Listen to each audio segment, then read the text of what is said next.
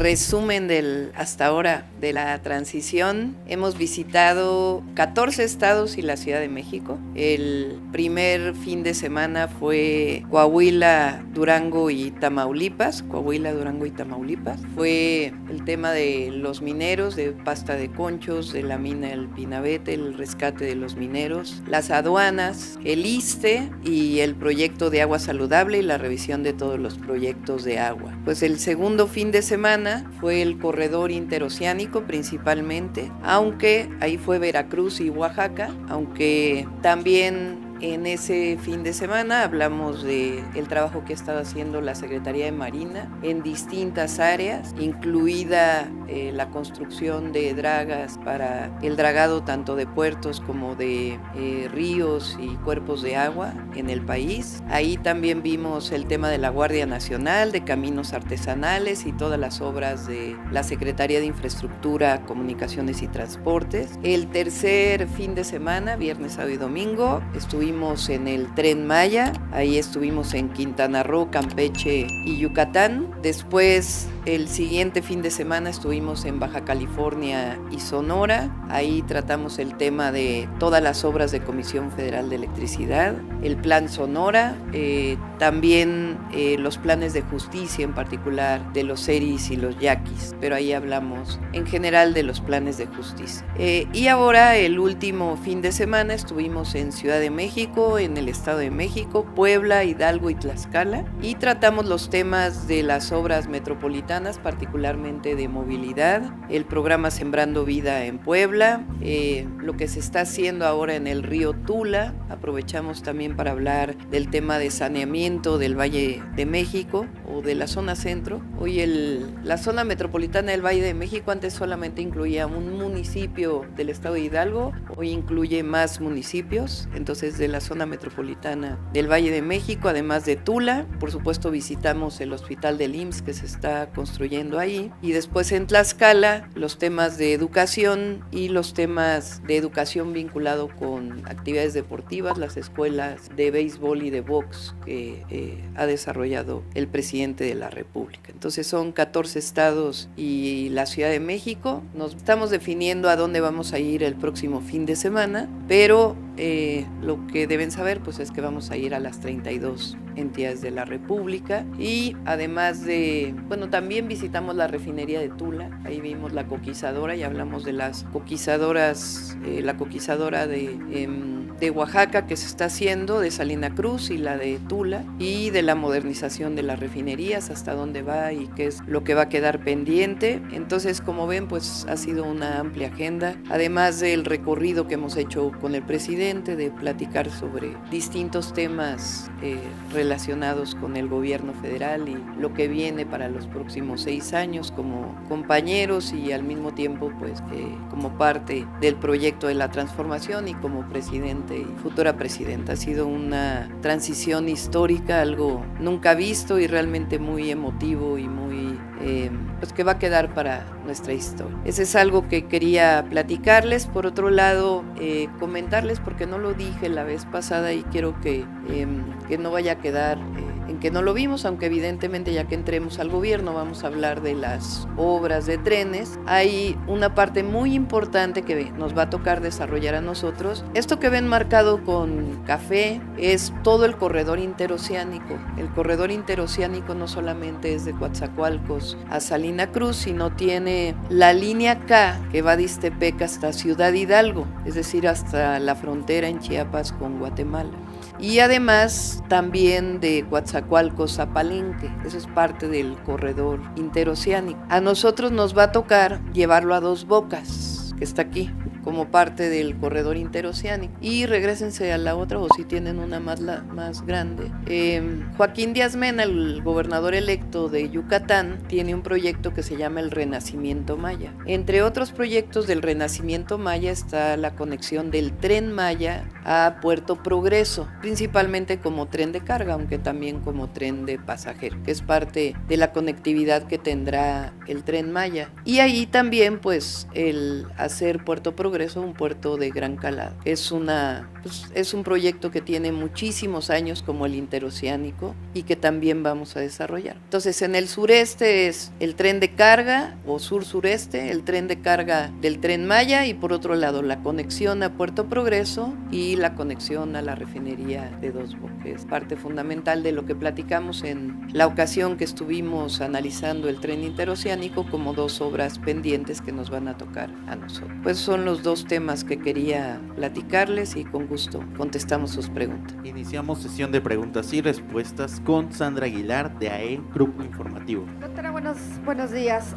Ciertamente ha abordado el tema de la transición. Hemos conocido ya parte de estas visitas que ha tenido semana a semana, y bueno, pues en esta última visita en efecto estuvo en el estado de Tlaxcala. Sabemos evidentemente que en esta gira que dio el fin de semana estuvo acompañada de Mario Delgado, futuro secretario de Educación. Se habla, doctora, de los grandes avances que se han tenido en este tema.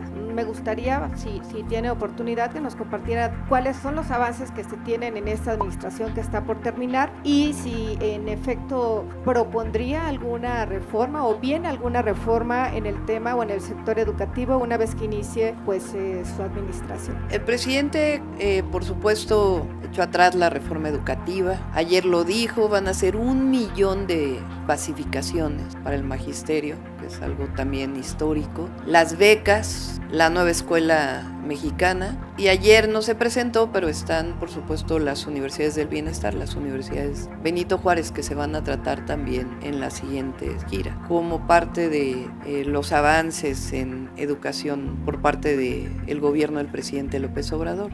Nosotros vamos a consolidar la nueva escuela mexicana con los libros de texto, vamos a seguir trabajando con el Magisterio Nacional. Ahí hay una demanda del magisterio que es revisar el UCICAM. Es un sistema que quedó después de la reforma educativa, en donde en general todas las maestras y maestros tienen preocupaciones y no están de acuerdo con varias cosas que quedaron en la UCICAM. A ver si me dices exactamente qué quiere decir la UCICAM, que es un método de evaluación y movilidad de los profesores, de los maestros y maestras de educación básica principalmente. Entonces yo me comprometí a revisarlo. Está la ley del ISSSTE, que está en este momento a revisión en términos de los derechos laborales de los profesores y de la carrera magisterial, y obviamente seguir apoyando con becas, que son las becas universales para preescolar, primaria y secundaria, que nos comprometimos. Y por otro lado, vamos a fortalecer la educación media superior. En la media superior hay,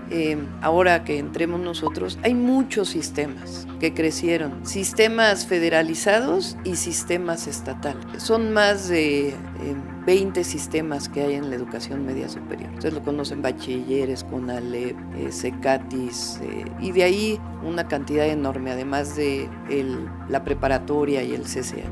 Nosotros queremos hacer una revisión. Hay profesores que ganan un salario por estar en bachilleres y profesores que hacen la misma labor que ganan otro salario por estar contratados por CONALEP. Entonces, desde la parte laboral hasta la revisión de los programas de estudio, su vínculo también con el sector productivo y también con los contenidos educativos, que inició una parte con el presidente, pero nosotros vamos a dedicarle bastante, y además a construir más preparatorias.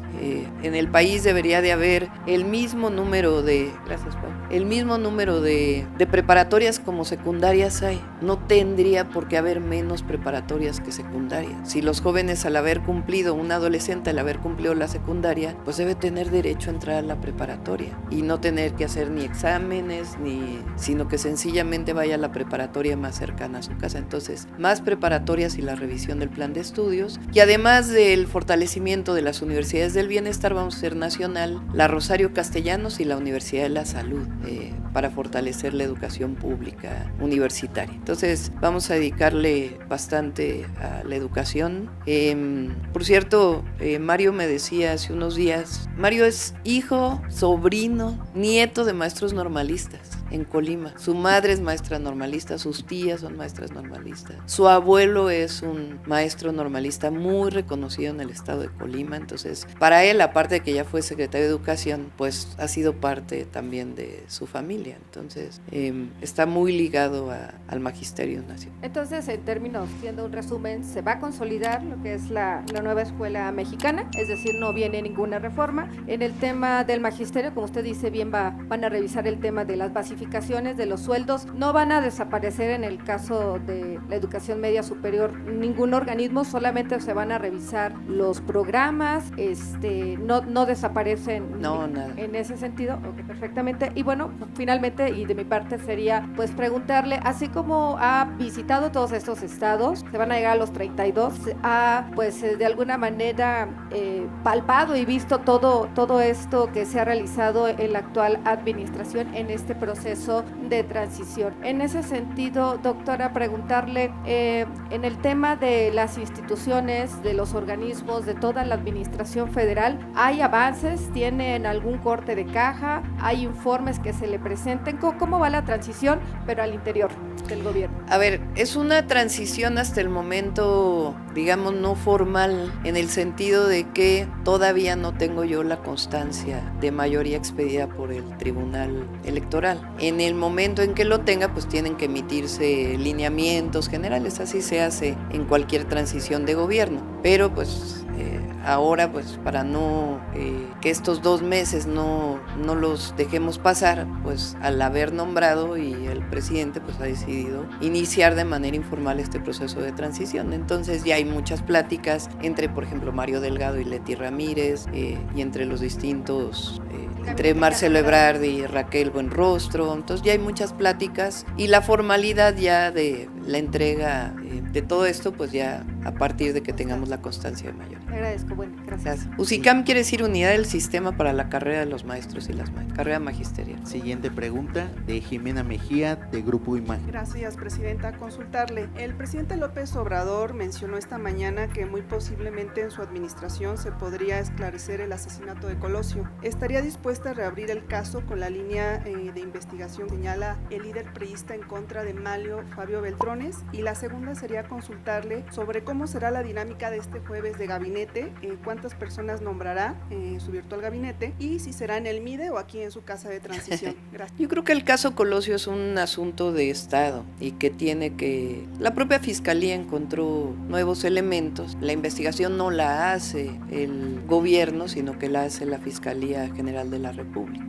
Ya sobre el tema que planteó el presidente del PRI, pues ahí no opinamos, en todo caso es un asunto que tendría que definir la Fiscalía, pero recuerden que hace poco habló de el segundo tirador, incluso de su vínculo con García Luna. Entonces obviamente es muy importante que eso se conozca y que esto que ha encontrado la Fiscalía pues continúe investigándose, pero le corresponde pues a la Fiscalía General de la República, no es un asunto del gobierno. Ahora que habiendo encontrado al segundo tirador, pues es importante que se esclarezca. Adelanto de su virtual. El jueves vamos, bueno, no sé si lo haríamos aquí o en el MIDE ya, pero sí son las tres secretarías que nos faltan: Trabajos, Turismo y Cultura. Gracias. Continuamos con Agustín Rodríguez, de Azteca. Muchas gracias, doctora. Quisiera preguntarle el tema del fin de semana mundial del presidente Donald Trump.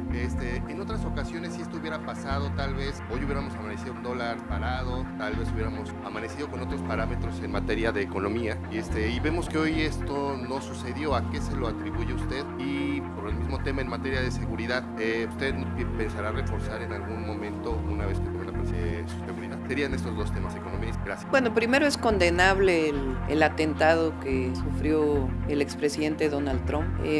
Lo platicó hoy en la mañanera el presidente. En efecto, estábamos en el vehículo del presidente en la transición y casualmente estaba viendo yo mi celular, no lo veo todo el tiempo, y ahí vi la nota de que pues casi minutos después de lo que había pasado, lo comentamos con el presidente, estuvimos viendo los videos, ahí es donde él hace una primera, su tweet o su mensaje en la red X. Como estábamos juntos, pues yo hago un estábamos de acuerdo pues en este tema, y después en la noche, al saber que el expresidente estaba bien, hice una segunda publicación. Es totalmente condenable, reprobable, la violencia en general es reprobable, pero particularmente en este este caso la violencia política. En un caso así, pues, y por eso qué bueno, la verdad que lamentamos evidentemente las otras muertes siempre, pero qué bueno que el expresidente Donald Trump está bien, porque finalmente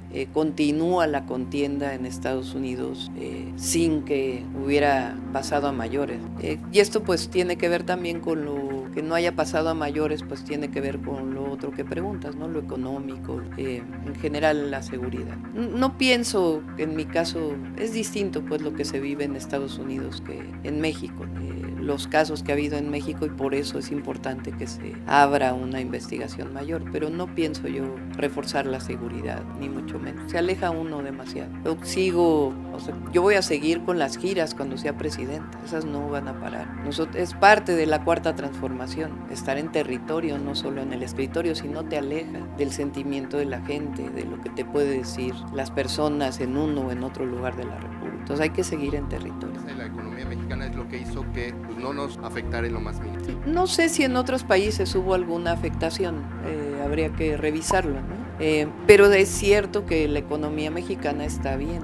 Nosotros, entre otras cosas, además de que estos son proyectos que no son una ocurrencia, sino que están estudiados, los de trenes, los de vivienda, además de otros proyectos que también vamos a presentar de infraestructura de obra pública, que en realidad son obras estratégicas, porque no solamente es una obra pública, sino que dan una visión de país, de lo que queremos para nuestro México, además de la importancia de las obras estratégicas que están estudiadas porque las estamos planteando en términos del desarrollo regional y económico de nuestro país y el desarrollo con bienestar, que siempre lo hemos planteado, y sustentable, es decir, que tenga menos impactos en el medio ambiente. Queremos que continúe el empleo en México, y la obra pública potencia el empleo y potencia la inversión privada. Nosotros queremos que en el 2025 se sigan generando muchísimos empleos en México, y lo garantizamos con las obras de trenes, con las obras de vivienda y otras obras públicas que vamos a desarrollar, particularmente, por ejemplo, para agua potable, que estamos trabajando en ella, y obras ambientales también, de saneamiento, que generan empleos. Entonces es fundamental para la estabilidad económica que la macroeconomía esté bien, que no nos endeudemos, que haya una relación razonable entre PIB y deuda en México, tanto externa como interna, que haya la autonomía del Banco de México, que se conserven todos los indicadores macroeconómicos, que haya crecimiento, y también que haya empleo, que haya buenos salarios, que haya acceso a la educación, que haya acceso a la vivienda, que haya acceso a la salud, para poder generar bienestar. Y en la medida que haya empleo, que haya mejores salarios, que estén los programas sociales, que haya nuevos programas sociales, en esa medida se fortalece el mercado interno, que le da una fortaleza enorme a la economía nacional. Entonces eso es parte del modelo de lo que llamamos el humanismo mexicano, la cuarta transformación, y por eso vamos a sostener este proceso de obra pública que genere también inversión privada. Última pregunta de Demian Duarte de Sonora Power. Hola, doctora. No sé si decirle doctora o presidenta, pero buenas tardes. Demian Duarte de Sonora Power. Precisamente en el contexto de lo que pregunta el compañero, el sábado el presidente en Tula hablaba de los elementos de fortaleza. Él en su expresión dice tiro aceite, presumiendo los buenos números. Y bueno, vimos hace unos días que el superpeso regresa, ¿no?, a niveles por debajo de los 18 pesos por dólar. El presidente hablaba de otros indicadores como es la tasa de desempleo, la creación de empleo también productivo, empleos formales, y el tema al que usted hacía referencia hace un momento, el tema de la inversión de recursos públicos en desarrollo de proyectos estratégicos e infraestructura, lo que sería, Keynes, pues, en una expresión. Mi pregunta en particular, tomando estos antecedentes, doctora, es plantearle cómo ve o cómo vislumbra usted el México de su administración a partir del 1 de octubre en función de los resultados económicos. Se ha hablado mucho de esta reconfiguración de un milagro económico mexicano, se habla mucho a nivel internacional de México como la economía emergente del momento. Entonces a mí me interesa mucho su reflexión respecto a cómo nos podemos visualizar los mexicanos a partir de que usted sea la presidenta. Nos va a tocar un momento muy bueno por varias razones. La primera es que ya el presidente ha sentado las bases de un nuevo modelo económico, de una nueva forma de gobierno, de un reconocimiento del pueblo de México de su propia fuerza, voluntad, y eso es muy bueno. A partir de ahí, además de lo que hagamos nosotros, que es fundamental, que es lo que yo llamo el fortalecimiento de los derechos del pueblo de México, que es el derecho a la educación, el derecho a la vivienda, el acceso a la salud, el derecho a un transporte público digno, el derecho al agua, el derecho a la cultura, el derecho al deporte. Para mí esos son derechos, no es como en el pasado neoliberal que era mercancía. O también, si ustedes escuchan, oportunidades, como si es nada más abrir la rendija de la oportunidad para un joven, ¿no? El joven debe tener acceso a derecho, no es la oportunidad de estudiar, no, es el acceso a que puedas estudiar, es un derecho, y el Estado debe garantizar esos derechos. Está bien que haya educación particular, que haya salud privada, pero el Estado tiene la obligación de garantizar un estado de bienestar, la educación, la salud, el acceso a la vivienda y muchos otros derechos. Entonces vamos a seguir fortaleciendo. Eso quiere decir que va a haber más bienestar, porque los derechos generan bienestar. El bienestar del pueblo, la felicidad del pueblo no es el acceso de una persona a tener más recursos económicos, sino es tener acceso a lo mínimo indispensable y evidentemente a los grandes valores que nosotros proponemos, que son distintos a los valores del neoliberalismo, que no es el dinero, no es el poder, sino la solidaridad, la fraternidad, la prosperidad compartida de la que habla. Pero además, internacionalmente, nuestro tratado con Estados Unidos nos da ventaja, sobre todo frente a esta disputa comercial entre Estados Unidos y países asiáticos, no solo China, y otros países, pues nos da una oportunidad en México de lo que se llama la famosa relocalización de las empresas, el famoso nearshoring que le dicen en inglés, que quiere decir que ya las empresas estadounidenses no están buscando instalarse en China, sino que prefieren un mercado regional, que es particularmente México. También a Europa le interesa, también por la cercanía con el mercado más importante del mundo, que es Estados Unidos. Ahora, ¿nosotros nos interesa que haya relocalización? Sí, pero nosotros a toda esa inversión le ponemos apellido. No solo es que vengan las empresas extranjeras y se instalen y generen empleo. Nosotros queremos que haya salarios justos, porque durante todo el periodo neoliberal el objetivo era vender a México como la mano de obra barata. No puede haber nada más inhumano que eso. Durante 36 años mantuvieron el salario mínimo estable. Cada vez alcanzaba para menos, porque ni siquiera en muchos casos era la inflación. Entonces nosotros no queremos solo empleo, nosotros queremos empleo bien remunerado y que los trabajadores y trabajadoras tengan acceso a vivienda y tengan acceso a la salud y tengan acceso a la educación y tengan acceso a la movilidad, porque no es acceso a la vivienda de estos modelos que se hicieron de vivienda, que hoy hay 600,000 viviendas abandonadas o algunas de ellas ocupadas no por quien quiso adquirir esa vivienda, que estaban alejadas de cualquier centro poblacional sin lo más mínimo.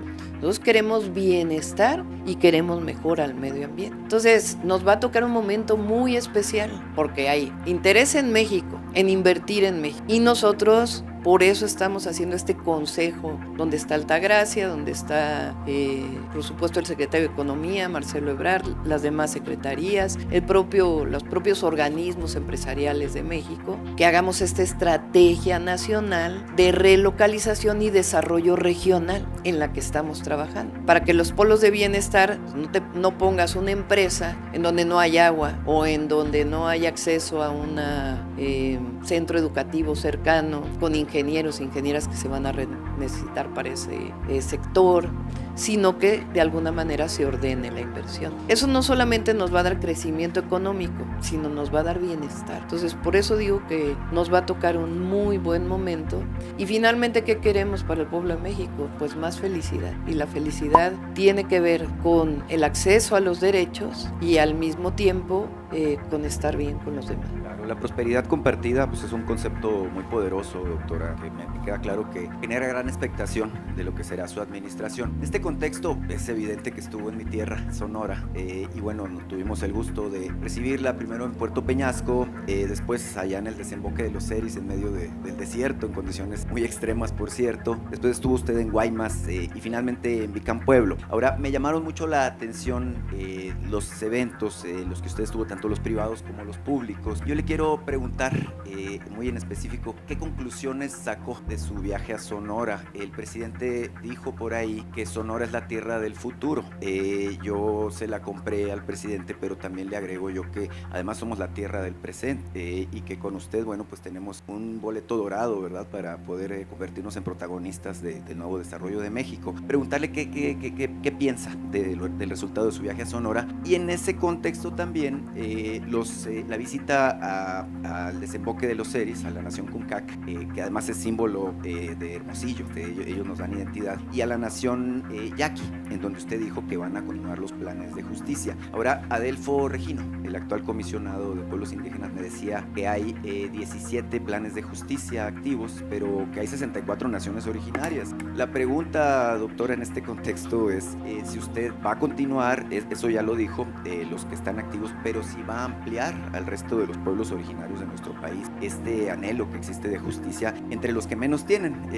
Cierro diciendo, usted dijo una frase que me gustó mucho, Encuentro con Mujeres, donde dijo que las más pobres son las mujeres indígenas. Usted refrendó esta idea, también otra frase importante, de que por el bien de todos, primero las pobres. Creo que es muy importante el énfasis que le da a este concepto en particular. Muchas gracias. Sí, Sonora tiene, Arizona está creciendo ahora mucho con semiconductores y la mayor parte de los semiconductores se producen hoy en Taiwán, también una parte en China. Entonces, con la relocalización, empresas particularmente automotrices, vinculado con autos eléctricos, pero no solo, pues quieren traer la producción de semiconductores a Estados Unidos. Y los semiconductores tienen desde lo más especializado hasta distintos procesos en la producción de semiconductores. Entonces, Sonora tiene un potencial muy grande para el desarrollo de semiconductores, de baterías y de autos eléctricos en el proceso de electromovilidad. Tiene además pues la insolación que le permite el desarrollo particularmente de la energía solar. ¿Qué requerimos para potenciar al máximo el Plan Sonora? Otras obras de infraestructura que las estuvimos platicando en su momento con el presidente y también con el gobernador Durazo. La carretera a Chihuahua es muy importante. Ahí es tanto la carga para poder llegar a otras zonas de la frontera con Estados Unidos y potenciar el puerto de Guaymas, como pasajeros también, y el potencial turístico que tiene Sonora también, que es muy importante. Y algunas otras obras de infraestructura importantes que potenciarían ferrocarril, que potenciarían al máximo el desarrollo de Sonora, la producción de litio, que ya sabemos, la producción de cobre, que ya sabemos. Sonora también es un estado minero, pero la idea es que no sea explotación minera para exportación, sino que sea toda la cadena productiva. Por eso dice el presidente que Sonora es la tierra del futuro, porque en efecto tiene un potencial de desarrollo enorme. Pero al mismo tiempo, justamente es que el desarrollo no sea vinculado con estos procesos, sino a quien históricamente no ha tenido justicia, que se le dé justicia, y por eso son tan importantes los planes de justicia para los pueblos originarios. Y ahí, pues de una vez les adelanto, también estamos trabajando para que, por tu última parte, recuerden que el primer año van a ser, termino Plan Sonora, ahora vamos con pueblos indígenas y particularmente las mujeres indígenas. El programa es 60-64, va a tener el primer año 1 millón de mujeres. Estamos evaluando, yo espero que la próxima semana ya lo podamos informar, si lo hacemos por edad, por ejemplo las de 63 y 64, o lo hacemos y después ya el siguiente año sería de 60 a 64. Por los recursos económicos no queremos ser irresponsables de proponer algo que no podamos cumplir. Así como en niños y niñas vamos a empezar en secundaria, en mujeres empezaríamos con 1 millón de mujeres, que ya lo he anunciado en varias ocasiones. Estamos viendo esas mujeres, que son alrededor de 1 millón de mujeres, si es por edad, si dividimos el sector por edad o por zona. Pero en cualquiera de los casos de 60 a 64 lo van a tener el primer primer año todas las mujeres indígenas, reconocidas por el Instituto Nacional de Pueblos Indígenas. Así como el presidente inició con el apoyo a adultos mayores desde 65 con los pueblos indígenas, las mujeres indígenas todas van a iniciar en el 2025 de 60 a 64, en cualquiera de los 60. Y vamos a continuar con los planes de justicia, no solo para los 17 pueblos, sino el objetivo es seguir aumentándolos. La virtud de los planes de justicia es que se construyen de manera conjunta, no es el gobierno que llega a decir te propongo esto, sino que es un proceso de diálogo conjunto y por supuesto de las demandas históricas de los pueblos. Son, por ahí tengo, a ver si Ariadna está disponible, son alrededor de 3 millones de mujeres, 3,5. Ahora les doy el dato, pero en cualquiera de los dos casos, que sea por situación económica, por edad, que definamos el inicio en el 2025, todas las mujeres indígenas de 60 a 64 tendrían su apoyo. Finalizamos conferencia de prensa, muchas gracias. Todavía estamos trabajándolo, vamos a tener una reunión la próxima semana, les pedí ahora que los vi a Clara Brugada, a Julio Menchaca de Hidalgo y a la gobernadora Delfina, a ver si podemos tener una reunión previa que entremos al gobierno para comenzar a trabajar conjuntamente, porque tiene que ver con las 3 entidades de la República y la Federación. Todavía vamos a esperar a que se los podamos plantear. Gracias. Entre otros, Coatzacoalcos también. Es decir, todos los puertos del Golfo tienen 2 virtudes. Una, la propia importación y exportación a la que se dedican los puertos, pero es no solo Europa, sino el este de los Estados Unidos. Porque la mayor parte del comercio entre México y Estados Unidos se da a través de Texas, la mayor parte. Se da a los estados del sur, también Arizona y California, pero la mayor parte se da a través de Texas.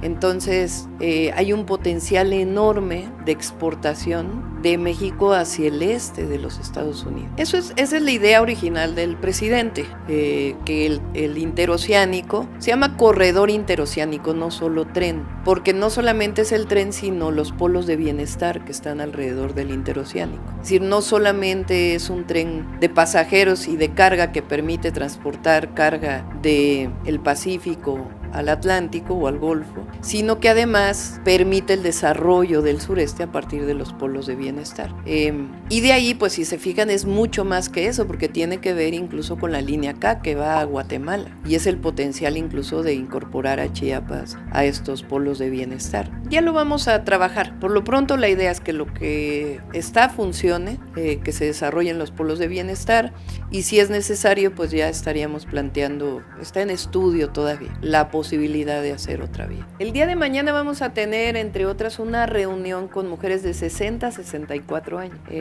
No sé en dónde va a ser. Creo que en el Museo de la Ciudad, ¿no? Se pidió. Y el objetivo es que ellas hablen, que digan por qué es importante este apoyo.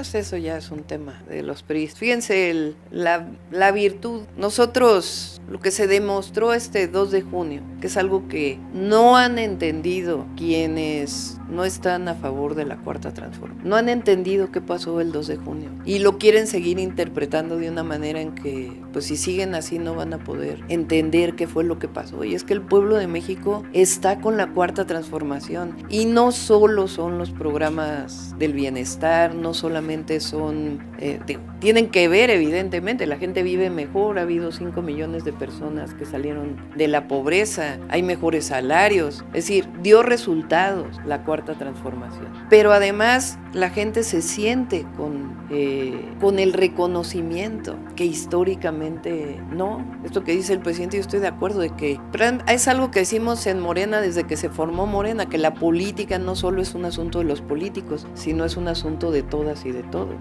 Entonces el PRI pues está ahí peleándose con sus disputas internas. El PAN pues también. Y en Morena pues siempre hay, Morena es plural, entonces evidentemente que bueno, además que siempre hay opiniones, pero en términos del proyecto está muy claro. Entonces hay una unidad enorme que nos da mucha fortaleza como movimiento. Gracias, compañeros. Gracias. Por a ver allá, a Carlos, que tiene derecho de antigüedad. Hola, doctora, buena tarde ya. Pregunta legislativa. En los corrillos del Senado de la República y Cámara de Diputados permanente está el consenso prácticamente ya hecho de que sea la exministra Sánchez Cordero la que presida la Cámara de Diputados a partir del 1 de septiembre. Usted ha mencionado a dos figuras importantes, tanto a Ifigenia Martínez como en este caso a la ministra, la que fuera primer ministra en la Suprema Corte. ¿Quién le gustaría que le colocase la banda presidencial en uno de los? Pues, a ver, en el caso de los compañeros de Morena, porque esto es importante, que firmamos el acuerdo antes de la encuesta, ahí yo sí dije, es importante que se respete el acuerdo que se firmó, que los compromisos tienen que cumplirse. Ya las demás decisiones que se tomen al interior de la Cámara de Senadores o de la Cámara de Diputados, les corresponde a ellos tomar. Yo fue una orientación que di, tampoco voy a tomar yo la decisión, pero sí di mi opinión de que tienen que respetarse los acuerdos para los compañeros de Morena. En el caso de todas las posiciones, comisiones, presidencias, etc. Yo pienso que la maestra Ifigenia, porque me preguntaron hace unos días que si me gustaría que la maestra Ifigenia me pusiera la banda, pues es un símbolo la maestra Ifigenia. Tengo la mejor opinión de Olga Sánchez Cordero también, por eso tampoco quiero, pero ustedes saben que yo voté por Ifigenia, por lo que significa su congruencia. Pues ya ellos que decidan cómo se organizan. Gracias. Gracias, compañeros. ¿Perdón? No me ha dicho, no, le corresponde al Tribunal Electoral. Gracias a todas y a todas. Gracias. Comipems es un examen, no es un órgano. Sí. No, yo ya dije que yo creo que... ¿Por qué debe desaparecer el examen de Comipems? Comipems es un examen metropolitano. Por supuesto que ahí hay organizaciones autónomas como la UNAM que tiene que tomar su decisión, porque ellos autónomamente tienen que tomar su decisión.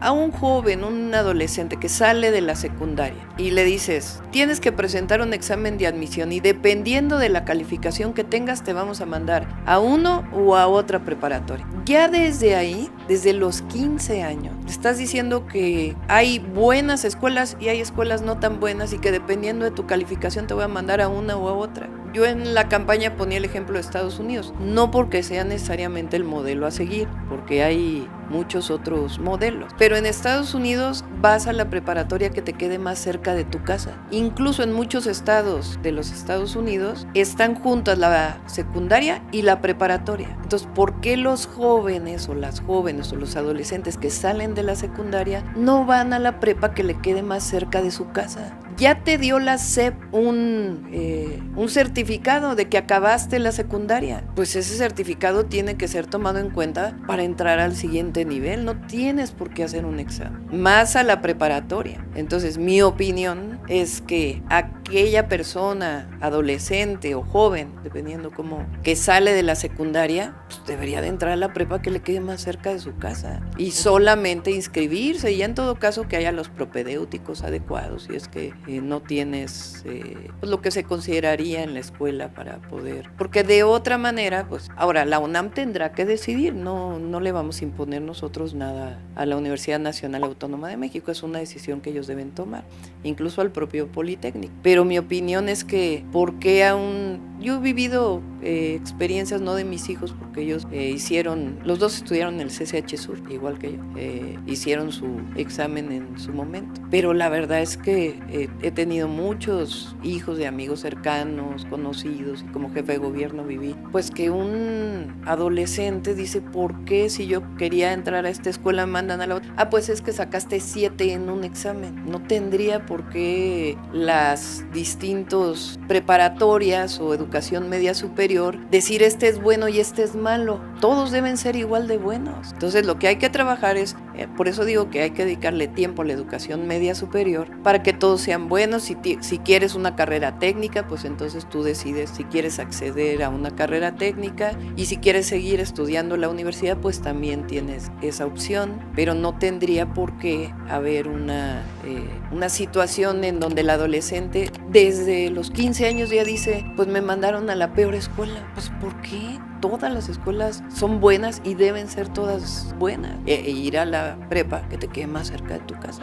Y pongo Estados Unidos porque es nuestro socio comercial, porque muchas veces se pone de ejemplo por todos los adversarios políticos, porque han de decir, no, un examen. Finalizamos conferencia. Esa es otra cosa, Gracias, compañeros. Gracias. Todos deben tener acceso a la educación, esa es nuestra posición. La educación es un derecho, no es una mercancía, no es un privilegio. Y por eso hay que construir más preparatorias y más universidades. Miren, no saben el gusto que me da, a veces voy por un estado de la República del Norte, creo que ahora me pasó en Sonora. Hay una jovencita llegó y me dijo, yo estudio en una de sus escuelas, como si fuera mi escuela. ¿En dónde estudias? En la UNISA. O sea, de Sonora se vino a la Ciudad de México a estudiar en la Universidad de la Salud. Pues ¿por qué no puede haber una UNISA en Sonora? Gracias.